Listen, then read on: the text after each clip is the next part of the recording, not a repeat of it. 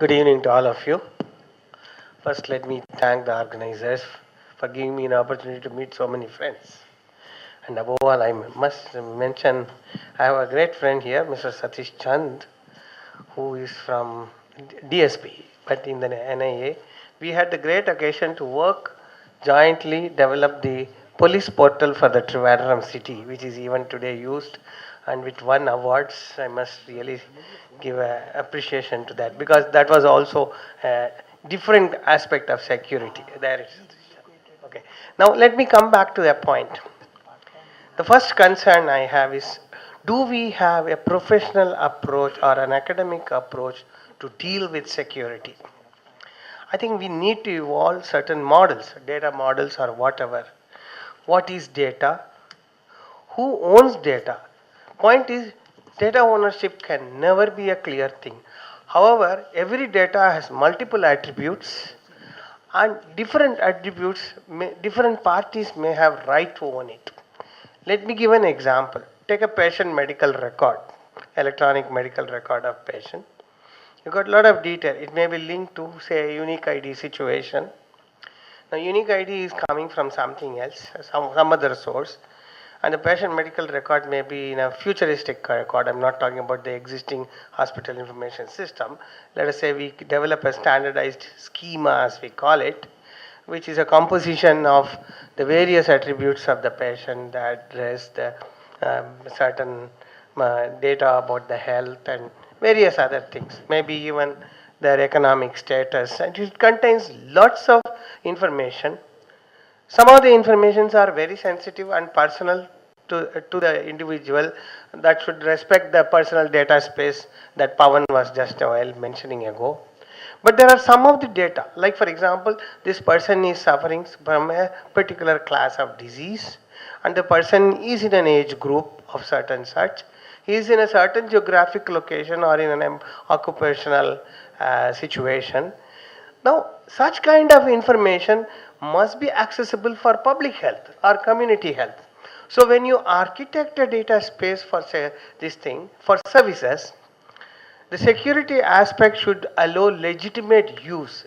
It is not only to talk about the negative side of detecting crimes and all. So one should understand what are the legitimate pathways. How do we build those legitimate pathways and be able to access those attributes only and not the other attributes for the sake of public good.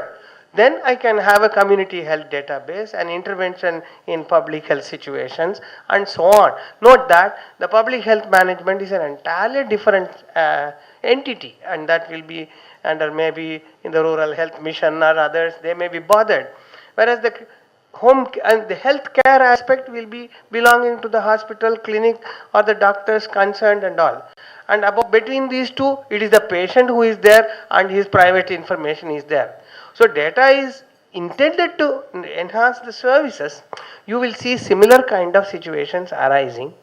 Now it is important that we must describe data, the data model associated with it, the attributes of the data, and who owns what attributes of the data, what are the legitimate pathways, and how do we establish these legitimate pathways to access this data. All these need to be defined in a framework, and that framework of tomorrow is going to be more or less a Web 2.0 cloud oriented framework.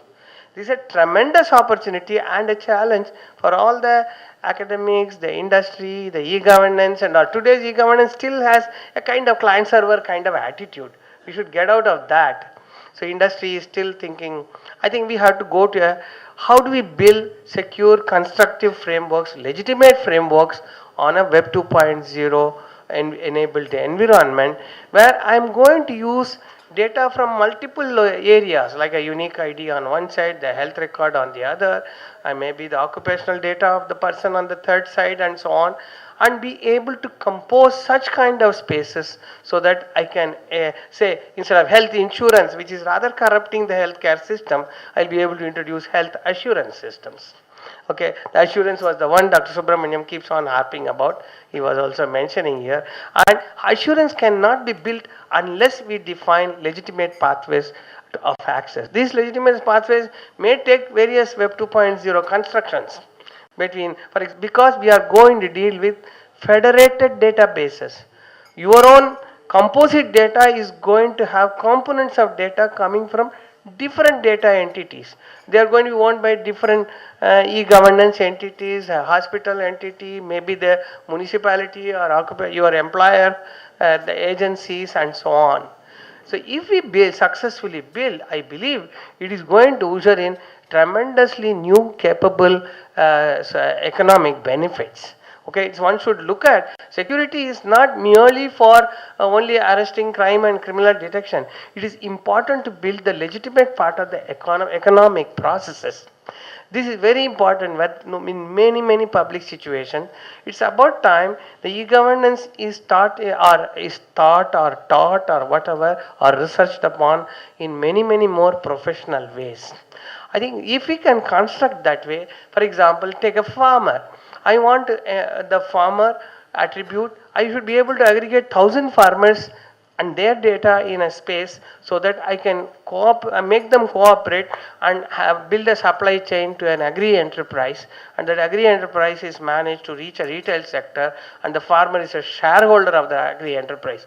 How do you create a data space for it? That will tackle a lot of problems in agriculture today, because now farmer is supported in all fronts, whether it is a credit assurance, crop assurance, market assurance, and also a share in the value addition, removing unnecessary middlemen who actually are a threat to the security of the farming sector. Okay, that these kind of things we can remove all this. I think let us have a debate on architecting the future, so to say, in the lines of security, looking security in a positive light. After all, you need road discipline if you want to push more road traffic. I don't merely consider road discipline as if it's only arresting those fellows out there. But it is important we as honest citizens, civil society, are understanding the rules of the game and obey the rules of the game. And if legitimate pathways are definable and can be implemented, the detection of the threat detection, whatever ADT and other things the others talk, are also implementable. I think we need a tremendous academic debate on these things, and it should not be left to only corners in industry or e-governance and all that. Put a lot of young people on the job. Let the industry like NIIT publish, these are the kind of problems you should work. Let the schools and colleges teach. We will get out of the non-routine syllabus and start them teaching something in which they may be making mistakes, but at least they will be taught, and will generate the next generation of youngsters, and those youngsters will be able to manage a secure, legitimate, prosperous economy of the future. Thank you.